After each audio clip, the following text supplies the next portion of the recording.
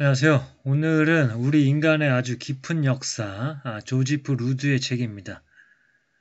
신경과학에 대한 대중적인 저서를 쓰는 사람들 중에서 굉장히 쉽게 쓰는 사람이다. 저는 이렇게 생각을 합니다.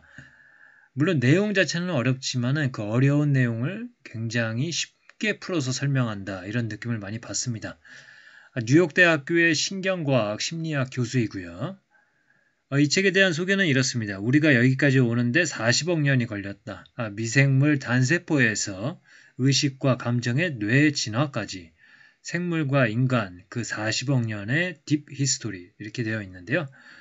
저는 이제 의식에 관한 내용 요거를 중심적으로 한번 살펴봤습니다. 적은 분량입니다만은 정리할 내용이 꽤나 많았습니다.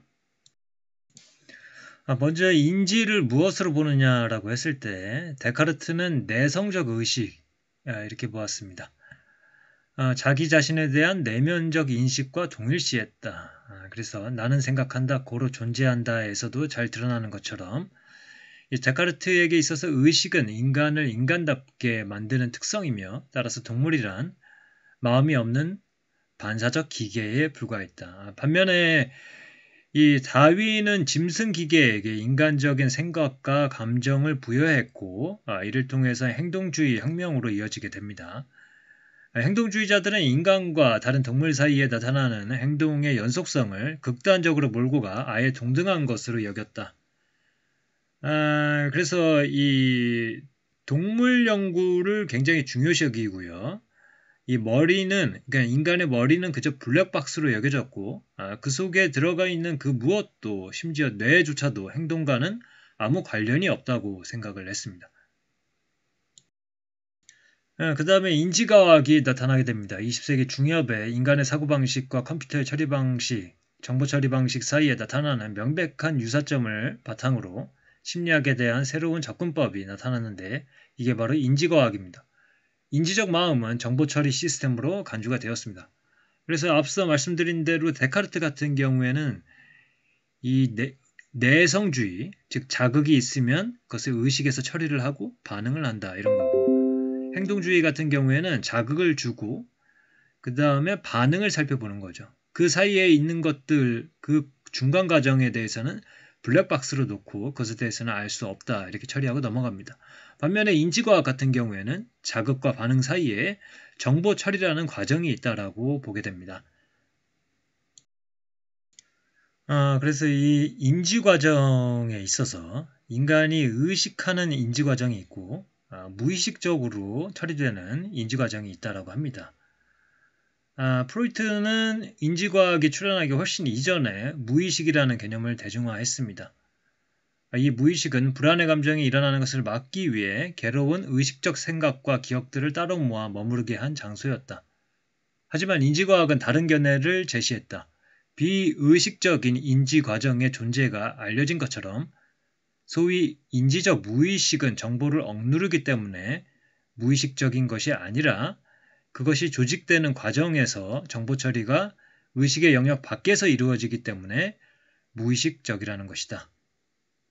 그래서 비의식적인 인지 과정이 있다. 근데 그것은 프로이트적인 의미에서 정보를 억누른다라는 의미에서 무의식적이라는 것이 아니라 정보 처리가 그저 의식의 영역 밖에서 이루어지기 때문에 무의식적이다. 이렇게 표현을 하고 있습니다. 예를 들어 목적지를 향해 걸어간다고 할 때 일단 그런 결정을 내렸다면 어떻게 그곳에 갈 것인지 생각할 필요가 없다. 그냥 가기만 하면 된다. 마찬가지로 우리가 말을 할 때도 우리는 용어를 어떻게 배치할지 의식적인 구상 과정을 거칠 필요 없이 문법적으로 문제없는 문장을 만들어 구사할 수 있다. 이를 통해 우리는 마쿠에서 일상적인 작업이 수행되는 동안 다른 일에 대해 의식적으로 사고할 수 있다. 하지만 이러한 자동 조종 장치에 뭔가 문제가 발생하면 이 장치는 우리에게 주의를 준다. 다시 말해 예상치 못한 또는 달갑지 않은 사건은 우리의 주의를 끌면서 그 사건의 발생을 우리가 의식적 내용으로 인지하도록 하며 당시에 우리가 생각하고 있던 것들은 외부로 몰아낸다. 따라서 인지적 무의식의 통제 프로세스는 우리가 의식적으로 경험하는 정보 내용에 기저에 깔려 있을 뿐만 아니라 환경과의 직접적인 행동 상호작용도 뒷받침한다는 것을 알 수 있다. 나는 이러한 인지를 프로이트의 무의식 개념과 구분하기 위해 비의식이라는 용어를 사용하는 것을 선호한다. 그런데 인지 하고 있는데 진짜 인지의 뜻이 무엇이냐라고 했을 때 이 책에서 정의하고 있는 바는 우리 책에서 인지는 지식 습득의 밑바탕이 되는 프로세스로서 외부 사건에 대한 내적 표상을 만들고 이를 기억으로 저장함으로써 이후 사건 회상 숙고 행동에 사용할 수 있도록 하는 과정을 의미한다. 지식 습득의 밑바탕이 되는 프로세스, 그리고 외부 사건에 대해서 내적 표상을 만든다는 게 중요합니다. 그리고 이것을 기억으로 저장한다.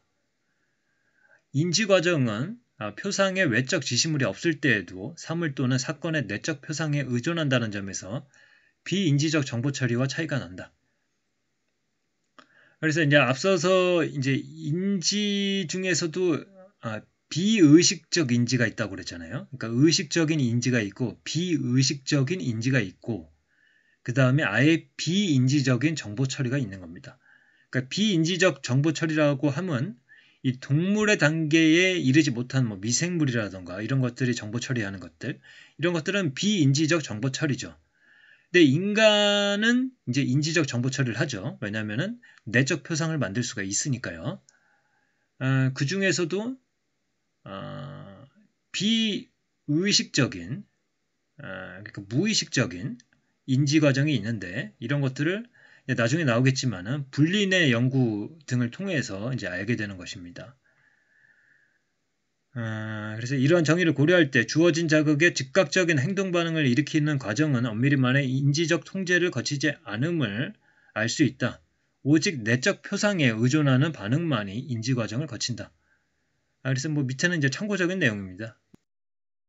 그래서 인지는 생물학적 진화의 산물이고 따라서 생물학적 정보 처리가 필요합니다. 하지만 모든 생물학적 정보 처리가 중요한 것은 아닙니다. 예를 들어 모든 세포는 그것이 생존해 있는 모든 순간에 생물학적 정보 처리에 관여를 하고 있습니다. 일부 과학자는 인지를 오직 행동의 토대가 되는 생물학적 정보 처리로만 제한하기도 한다. 이런 관점에 따르면 식물, 균류, 단세포 미생물이 보여주는 행동에도 초보적인 인지 능력이 반영되어 있다. 내 견해로는 인지 능력을 주변 환경으로부터 주어진 자극에 반응하는 능력과 동일시하는 것은 용어의 의미를 너무 확장시켜 아예 무의미하게 만들어버리는 것으로 보인다. 그러니까 인지의 차원을 너무 낮춘 거죠. 그렇게 넓게 정의를 하다 보면은 그냥 뭐 의미 없는 말이 돼버린다는 거죠. 그래서 이 책에서 사용하는 그 정도의 인지적 의미를 갖고 있는 것은 동물에 국한된다 이렇게 보는 겁니다. 이 책에서 나는 인지가 신경계로 인해 가능해진 생물학적 프로세스의 산물이라고 보는 견해를 따를 것이다. 이 관점에 따르면 인지 기능은 오직 동물에서만 진화했고 동물 중에서도 일부의 동물에서만 진화한 특징이다. 따라서 어떤 동물이 인지 기능을 가지고 어떤 동물은 가지지 않았는지 결정하는 일은 어떤 동물의 신경계를 가지고 내적 표상을 형성하며 저장하며 사용할 수 있는지 결정하는 일과 다름없다고 할 수 있다.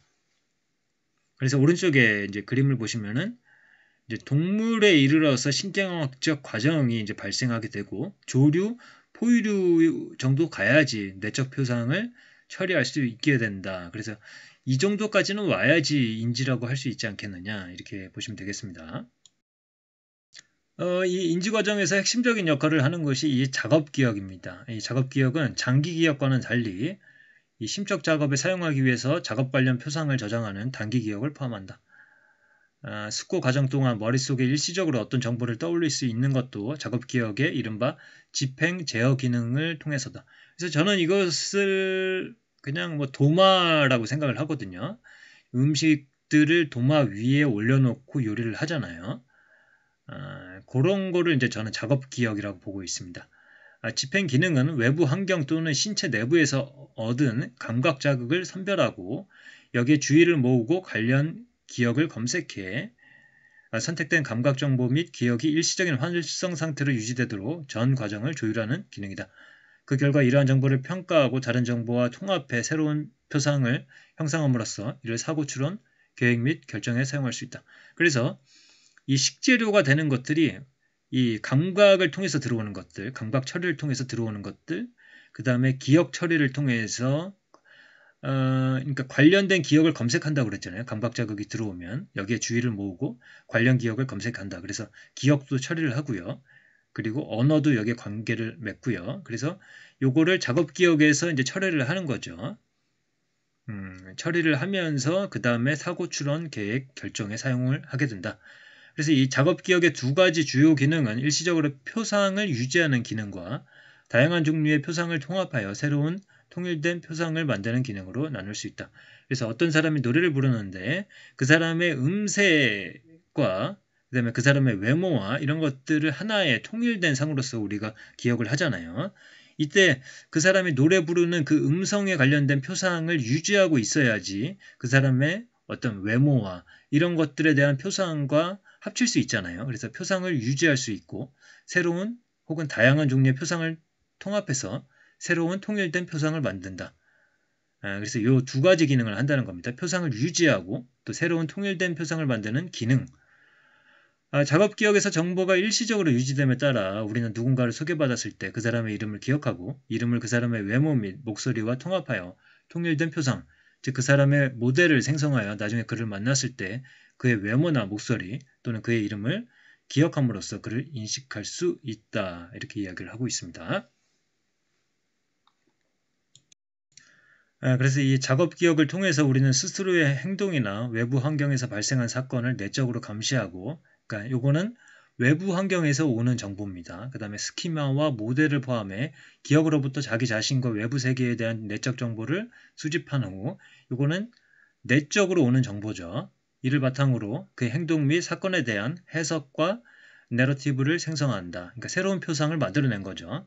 실제로 전전두 피질의 작업기억 회로들은 내러티브, 스키마, 심적 모델, 자기표상, 작화, 그리고 의식 자체를 생성하는 데 관여해 왔다. 그래서 이 작업기억이 이 도마 위에 외부에서 받은 정보들, 강박 정보도 올려놓고 그것을 토대로 해서 다시 주의를 해서 기억, 관련된 기억들을 다시 검색해내고 그것을 다시 합쳐내고 그리고 새로운 표상을 만들어내고 그 다음에 그것을 장기 기억으로 다시 저장시키고 이런 것들을 작업 기억에서 다 한단 말이죠. 그래서 굉장히 중요한 역할을 한다고 보시면 되겠습니다. 그리고 이제 스키마 얘기가 나오는데 스키마는 저자가 굉장히 밀고 있는 그런 개념인 것 같습니다. 물론 이제 도입 자체는 다른 사람들이 했지만요. 마빈 민스키는 스키마 개념이 인지과학에 도입되는데 중요한 역할을 했는데 그는 인간의 정보 처리 과정에서 사용하는 하향식 인지 효과를 모사하는 컴퓨터 모델을 만드는데 스키마가 이용될 수 있다고 제안했다. 그러니까 스키마 또는 인지 틀. 실제로 우리는 스키마를 이용해 주어진 상황에 대한 예측을 내린다. 스키마는 사고 추론 및 의사결정을 가능하게 하여 서로 다른 선택지 각각의 기회 및 위험을 평가할 수 있도록 한다. 연령, 성별, 인종, 민족에 대한 고정관념 또한 이 스키마로서 특정 배경을 가진 사람들과 상호작용하는 방식에 영향을 미친다. 그래서 이 스키마는 인지의 구성 요소로서 여겨진다. 스키마는 과거 경험을 바탕으로 새로운 정보를 개념화하고 더 효율적으로 저장 및 기억할 수 있도록 한다. 그래서 어떤 것을 경험할 때 스키마를 동원해서 그것을 이제 바라보고 그 다음에 그것을 통해서 다시 스키마를 업데이트하고 다시 저장시키고 이런 과정이 있는 겁니다.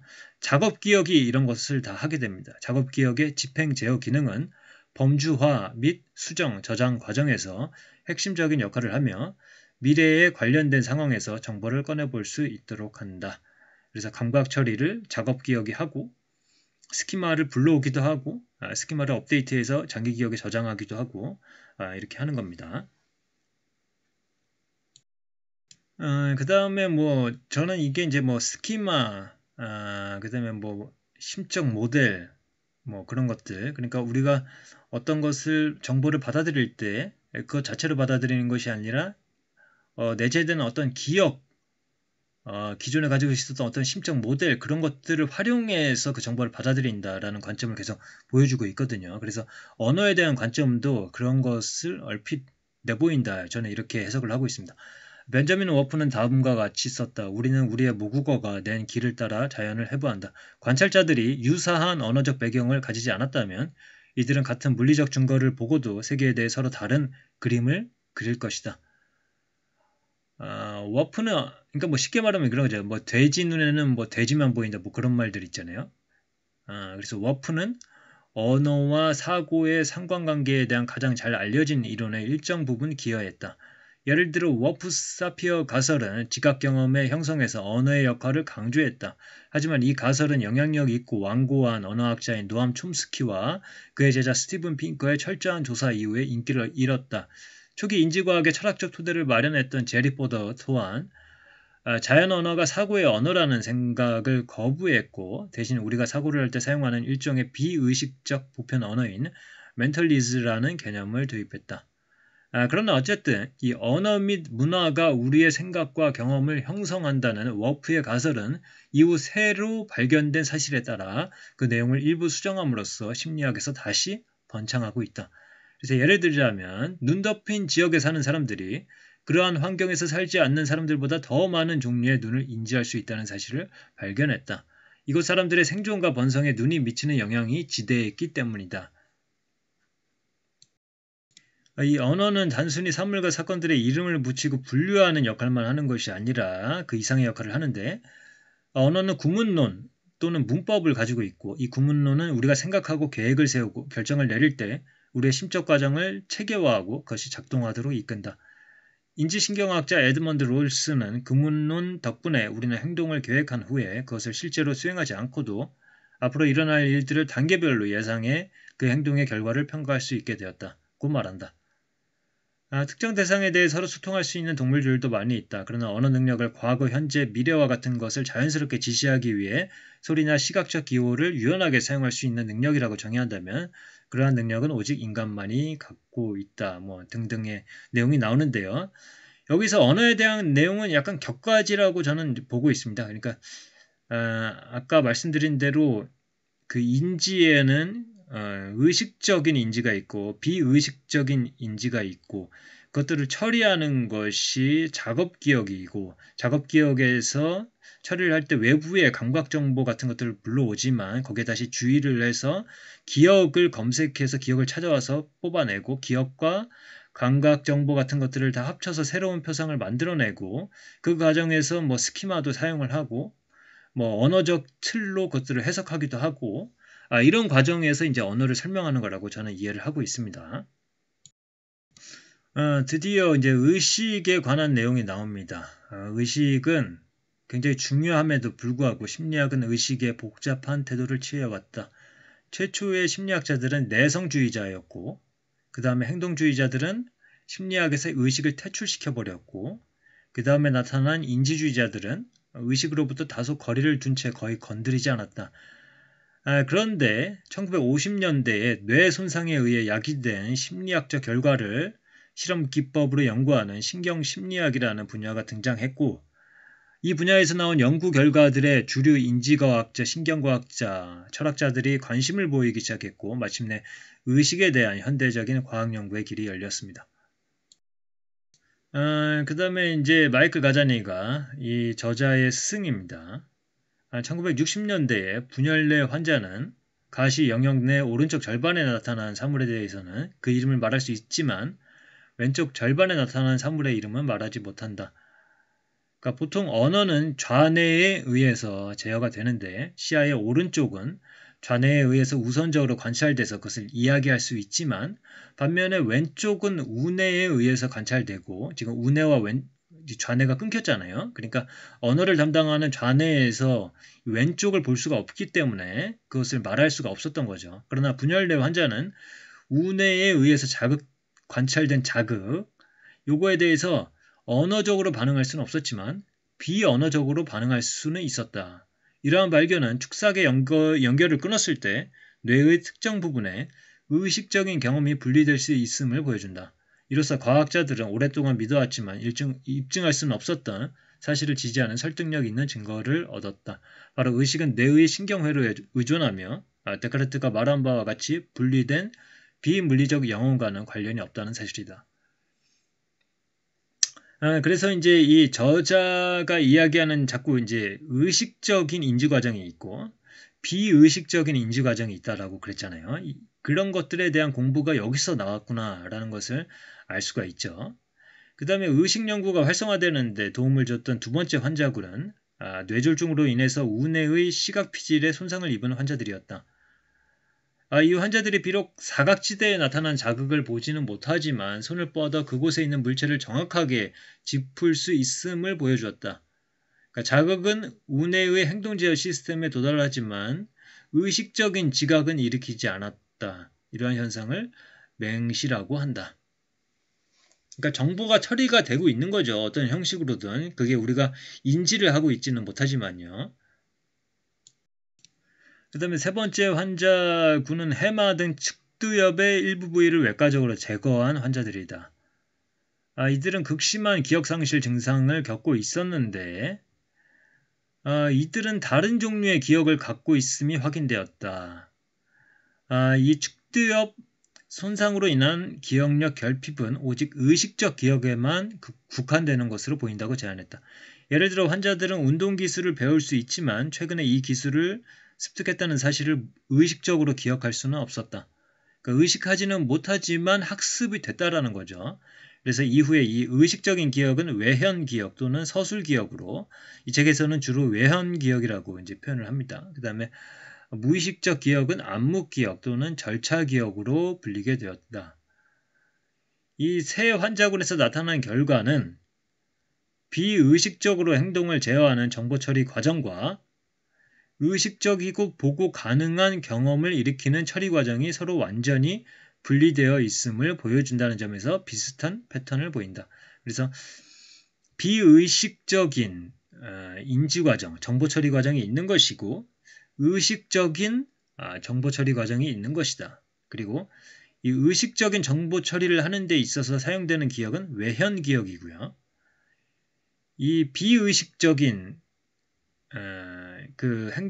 비의식적인 정보 처리에서 사용되는 기억은 암묵 기억이라고 보시면 되겠죠.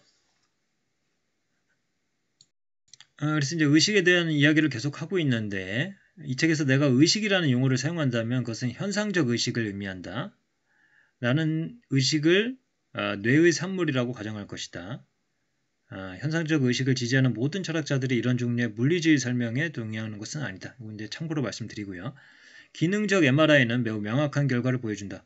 보고 가능한 자극이 가해질 때는 시각 피질 영역이 활성화되는 것과 함께 작업기억 활성화에 관여하는 전반적인 인지 피질 네트워크, 즉 그 전전두 피질 영역이 활성화된다. 그러나 구두 보고가 불가능한 경우에는 시각 피질만 활성화된다. 이러한 관찰은 필자를 포함한 많은 연구자에게 시각 자극을 현상적으로 의식하고 이를 구두로 보고할 수 있기 위해서는 시각 피질에서의 감각 처리가 작업 기억에 관여하는 인지 제어 네트워크와 이어져야 한다는 의미로 간주된다. 그래서 현상적으로 의식하고 그것을 보고할 수 있기 위해서는 어쨌든 우리가 의식적으로 어떤 정보 처리를 하고 그것을 말로 표현할 수 있기 위해서는 그것이 작업 기억에서 처리가 되어야 한다는 의미죠. 이제 1990년대 이제 연구에서 시험 참가자들에게 시각적 자극을 가했을 때 이를 언어로 보고할 수 있는 경우에는 시각 피질과 전전두 피질이 모두 활성화된 반면 자극을 보고할 수 없을 때는 오직 시각 피질만 활성화되었다. 그래서 언어를 보고할 수 있는 경우, 그러니까 의식적인 정보 처리 과정, 여기에는 이제 작업 기억이 이제 관여한다. 그런 흐름 속에서 계속 설명을 하고 있고요. 그 다음에 이제 1차 이론입니다. 1차 이론은 이제 저자가 동의하지 않는 이론입니다. 네드 블록은 감각 피질에서의 지각 처리야말로 현상적 의식에 필요한 모든 것이라고 주장하며 이걸로 끝나는 겁니다. 그래서 1차 이론입니다. 전전두 피질의 역할은 인지적 접근을 가능하게 하는 것뿐이라고 말한다. 여기서 인지적 접근이란 현상적 경험과는 독립적으로 내적 성찰을 하고 언어적 보고를 하는 능력을 말한다. 시각 피질의 상태는 외부 세계에서 일어난 물리적 사건을 표상하고 있으므로 이를 1차 상태라고 부른다. 따라서 블록의 이론은 의식의 1차 이론이라고 할 수가 있다. 나를 포함한 일부 학자는 블록의 이론이 조금 별나다고 생각한다. 그러니까 동의하지 않는다라는 이야기죠. 현상적 의식을 우리가 무엇을 보고 있는지 아는 능력과 그 경험을 보고할 수 있는 능력 모두와 분리시키기 때문이다. 예를 들어 네이선 자일스, 하컨 라우, 브라이언 오데가드는 블록이 인용한 연구들은 현상적 의식의 실제 상태에 대한 것이 아니라 행동을 통제하는 비의식적 지각 과정에 대한 것이라고 주장했다. 그러니까 저자를 비롯해서 이 고차 이론을 주장하는 쪽에서는 그것은 비의식적 지각 과정이다. 반면에 블록이 주장하는 것은 그것은 현상적 의식이다. 그래서 의식이라고 이야기하는 쪽과 비의식적 과정이다. 지각 과정이다. 이렇게 이야기하는 쪽이 의견이 충돌하는 거죠. 거기에 무언가가 있다는 사실을 모르면, 그러니까 즉 인지하지 못하면 그것에 대해 실제로 의식적 경험을 할 수 없다. 그 다음에 이제 고차 이론이 나옵니다. 데이비드 로젠탈의 고차 이론에서는 비의식적인 1차 감각 정보가 의식적으로 재표상될 때 의식적 자각이 일어난다. 그러니까 2차적으로 처리를 해야 되는 거죠. 그래야지 의식적 자각이 일어난다고 보는 겁니다. 이때 일어난 의식은 고차 상태라고 할 수 있는데 낮은 수준의 심적 상태에 대한 심적 상태이기 때문이다. 그러니까 심적 상태에 대한 심적 상태, 그러니까 2차적인 거고 고차적인 거죠. 1차 이론과 고차 이론 사이의 차이점은 각각의 어떤 유형의 상태가 포함되어 있는지의 관점에서 접근해 볼 수 있다. 먼저 1차 이론은 세계를 표상하는 심적 상태에 초점을 맞추는 반면 고차 이론은 거기에 더해 감각 상태를 재표상하는 추가적인 심적 상태를 가진다. 고차 이론에서 1차 상태는 정의에 따르면 비의식 상태이며 오직 상위 상태의 도움을 받아야만 의식적인 심적 상태가 된다. 지나친 단순화의 위험을 무릅쓰고 말하자면 상위 상태는 하위 상태가 의식되도록 한다. 로젠탈의 고차 이론이 가지는 한 가지 함의는 우리가 고차 상태 그 자체는 의식하지 못하며 오직 저차 상태만 의식할 수 있다는 것이다. 고차 상태의 내용을 의식하기 위해서는 그 내용을 재표상할 수 있는 추가 고차 상태가 있어야 한다. 예를 들어 고차 이론에서는 우리가 빨간 사과를 의식할 수 있는 것은 그 사물의 시각적 속성에 대한 시각 피질의 표상이 전전두 피질에 의해 의식되기 때문이라고 가정한다. 하지만 우리가 사과를 본다는 바로 그 경험을 하고 있음을 인식하기 위해서는 추가적인 고차 상태가 필요하다. 여기에는 아마 전전두 피질이 관여할 것이다. 그 다음에 고차 이론과 라이벌이라고 할 수가 있는 광역작업 공간 이론입니다. 둘이 좀 비슷하지만 또 차이점도 있고 저자가 보기에는 고차 이론이 좀 더 우위에 있다라고 보기는 합니다. 현대의 또 다른 중요한 의식 이론은 광역작업 공간 이론이다. 버나드 바스에 의해서 처음 제안됐고요. 피질의 후부에 위치한 특수 처리 모듈이 무의식적으로 작동해 작업 기억의 인지적 작업 공간에 경쟁적으로 정보를 송출한다고 가정한다. 어쨌든 여기서 작업 공간이 나오고요. 작업 공간에 성공적으로 송출된 정보는 뇌 전체의 널리 전파돼서 사고 및 행동 제어에 사용될 수 있다. 이 이론에서 의식이란 전파된 정보의 광역 가용성을 뜻한다. 스탄니슬라스 드엔, 리오넬 나카슈, 장피에르 샹괴는 광역작업 공간 이론을 신경과학의 용어로 다시 구성한 광역신경작업 공간 이론을 제시했다. 이 이론에서 집행주의 기능은 전전두 피질 작업 기억 회로에서 어떤 정보를 송출할 것인지 선택하고 이 정보가 특수 모듈에서 처리되는 과정을 증폭시킨 후 마음과 행동의 인지적 제어에 사용되는 작업 공간과 특수 모듈 사이에 처리 루프를 생성한다. 이 이론과 고차 이론은 모두 낮은 수준의 프로세서가 비의식적으로 작동하고 있으며 의식이 일어나기 위해서는 추가적인 처리 과정이 이루어져야 한다고 전제한다. 이것은 같죠. 또한 두 이론은 이 과정에서 작업 기억의 기반이 되는 전전두 피질 인지 네트워크가 핵심적인 역할을 한다는 데도 동의한다. 그러나 이들은 신경 구조로부터 어떻게 의식이 발생하는지 설명하는 부분에서 의견을 달리한다. 광역 작업 공간 이론에서 지각 상태의 의식은 정보의 광역 가용성과 동일시된다. 정보의 광역 가용성. 그러나 로젠탈은 이 광역 가용성만으로는 어떤 상태가 의식이 되고 어떤 상태는 그렇지 않은지 구분하지 못한다고 지적한다. 광역 송출은 두 상태 모두에서 일어나기 때문이다. 그 다음에 이것도 이제 고차 이론의 한 분파인 것 같은데요. 고차 이론의 강력한 지지자인 하컨 라우와 리처드 브라운, 찰스 본의 증후군은 1차 상태의 원천인 시각 피질의 손상을 입어서 1차 감각 상태를 형성하지 못하는 상태다. 그러나 이 환자들은 얼굴 물체, 기하학적 형태에 대해서는 생생한 시각적 경험을 보고할 수 있었다. 이 사례를 통해서 의식적 지각 체험에 1차 감각 상태가 절대적으로 필요한 것은 아니라고 말한다. 그러니까 1차 감각 상태가 없는 상태에서도 얼굴 물체 기하학적 형태에 대해서 보고를 했기 때문에요.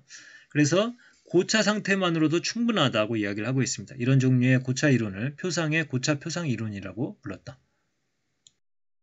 그 다음에 이 고차 이론에 대해서 실제 뇌에서 어떻게 구동이 되는가 이제 보여줘야 되잖아요. 그래서 이걸 이제 보여주고 있는데 그림이 상당히 잘 보여주고 있습니다. 그래서 이 책에서도 그림이 설명을 이해하는 데 꽤 이제 많이 도움이 되고 있습니다. 2011년 하칸 라우와 데이비드 로젠탈은 처음으로 고차 의식 이론을 뒷받침하는 신경학적 설명을 시도했다. 배회측 전전두 피질, 이 영역은 2차 시각 영역으로부터 입력각을 받아 낮은 차원의 시각적 상태들로부터 고차 표상을 형성한다. 감각 처리 과정을 제어하는 것은 물론 그 결과에 반응할 때 필요한 제어 기능과 감시 기능 역시 갖추고 있다. 배회측 영역은 감각 입력각을 일부만 받는 그런 단점을 갖고 있지만 이 복외측 전전두 영역을 포함시키면 이 한계를 쉽게 극복할 수 있습니다. 이 복외측 전전두 피질은 다른 감각 양식들과 연결되어 있으며 배회측 영역과도 상호 연결되어 있다. 그래서 이 두 개를 설명드렸고 그 다음에 배회측 및 복외측 전전두 영역은 후부의 단일 양식 및 다중 양식 처리 영역에 비해 해부학적으로 더 높은 계층에 있으며 그 중에서도 가장 높은 계층을 차지하고 있는 것은 전두국으로 보인다. 그래서 이 FP가 전두극이거든요. 이게 좀 더 고차원의 정보 처리를 한다 이렇게 보는 것 같습니다. 그래서 오른쪽에 보시면은 비의식적 처리에 기반한 행동 반응이 있고 의식적 경험에 대한 주관적 보고가 있습니다. 이게 이제 고차 의식 네트워크 이 틀 안에서 이제 계속 이야기해왔던 거죠. 그래서 이렇게 보시면 되겠습니다. 그래서 이제 다시 예측 부호와 가설이라는 것을 이제 이야기를 하는데요. 우리가 의식적으로 보는 것은 검색된 지식 또는 기억을 바탕으로 내려진 하향식 무의식적 예측에 의해 형성된다는 것이다. 여기서는 이제 사전 지식이라고 부른다. 이 아닐세스는 이 부분에 대해서 설명할 때 이제 베이즈 확률 가지고서 이제 설명을 했는데요. 거기서 사용하는 용어가 이제 사전 지식이죠.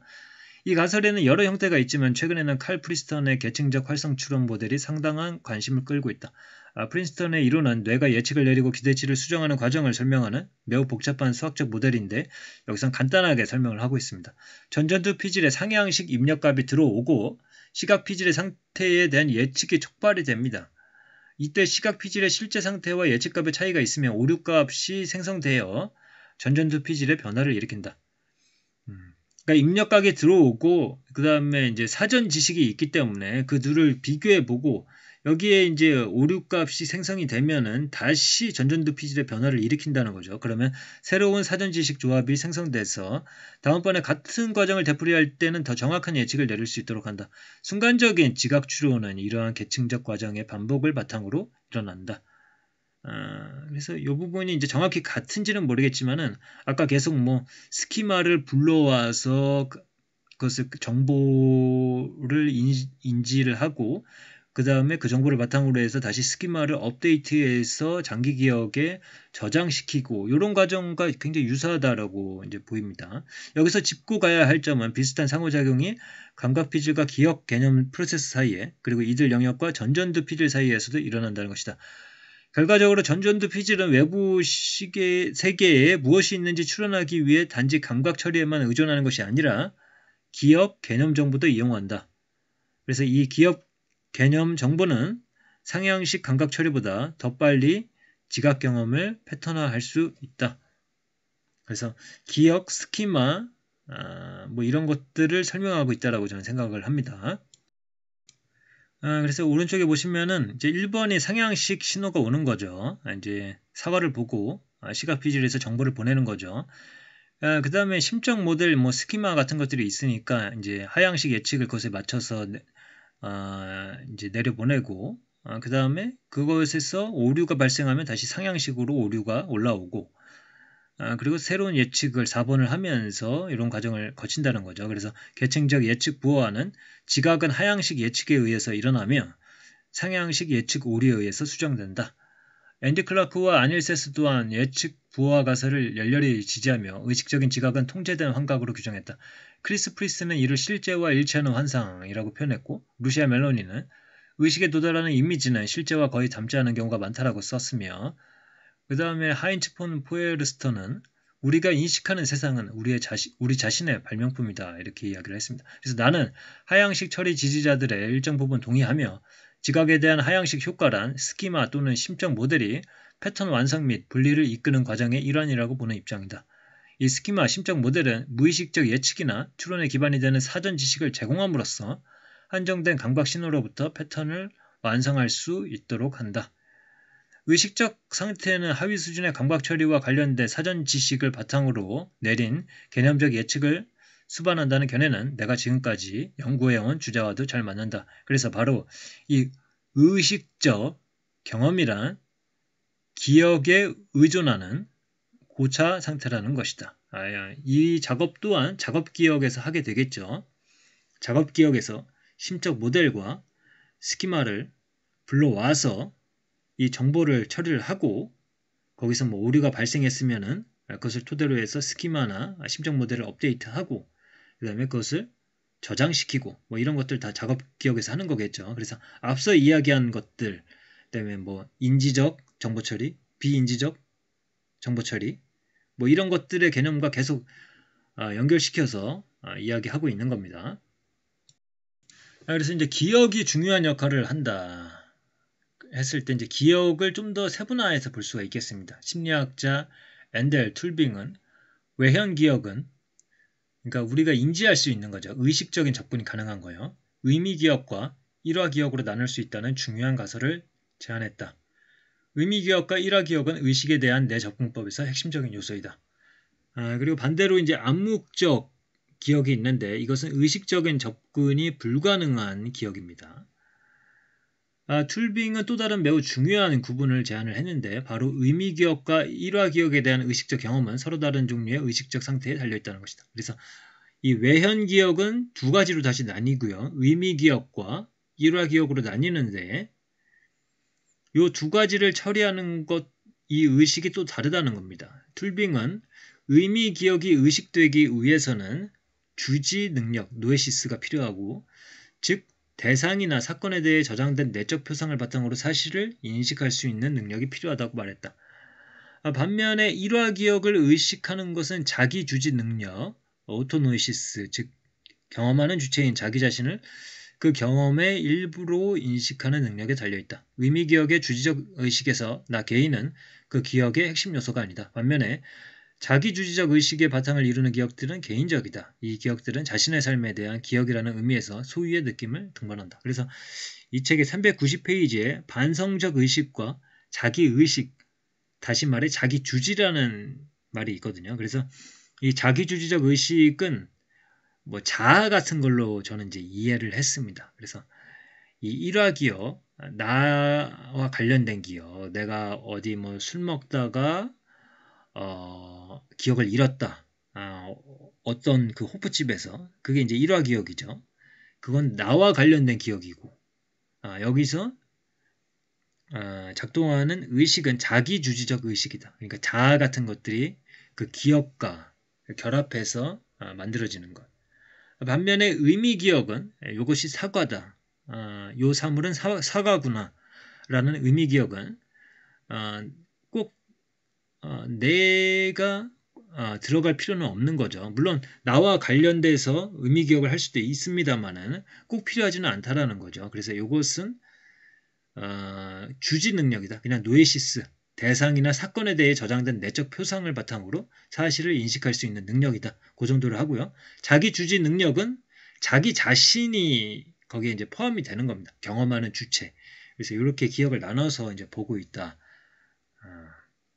그래서 뭐 저자는 뭐 자아 스키마라는 용어도 사용을 하더라고요. 여기서 나는 의식 이론이 다루어야 할 개념 영역의 상당 부분을 주지 능력과 자기 주지 능력으로 설명할 수 있다고 제안한다. 툴빙은 주로 기억된 자극이나 사건이 없는 상태에서 형성되는 외형 기억의 의식적 경험을 지칭하기 위해서 이 개념들을 사용했다. 하지만 나는 즉각적인 의식적 경험에도 이 개념들을 사용할 수 있다고 본다. 앞에서도 논의한 것처럼 하향식 기대와 예측에서 기억이 어떤 작용을 하는지 떠올려보라. 이러한 예측은 우리가 세상을 어떻게 경험하는지에 영향을 미친다. 의미 기억과 일화 기억의 뇌 메커니즘에 대한 연구는 상당 부분 진척이 되었고 여기에 툴빙의 새로운 개념을 적용하면 우리는 뇌에서 어떻게 의식의 여러 중요한 특성들이 출현할 수 있는지 더 잘 이해할 수 있을 것이다. 그래서 저는 여기까지 정리를 했고요. 이제 뒷부분도 많이 남아있고, 그러니까 이 책이 굉장히 뭐랄까요, 두꺼운 책인데 제가 요약한 부분은 한 120페이지 정도밖에 되지가 않습니다. 너무 설명을 잘하고 있다 보니까 좀 소개해드릴 양이 좀 많았다 이렇게 생각을 하고요. 그래서 말을 빨리 했음에도 불구하고 영상이 많이 길어졌습니다. 그러나 제가 소개해드린 내용 이후에도 너무나 많은 내용들, 너무나 유익한 내용들이 이어지고 있기 때문에 관심 있으신 분들은 이 책의 뒷부분 위주로 한번 다시 보시면 도움이 꽤 되실 것이라고 생각을 합니다. 그럼 오늘은 이것으로 마치도록 하겠습니다. 감사합니다.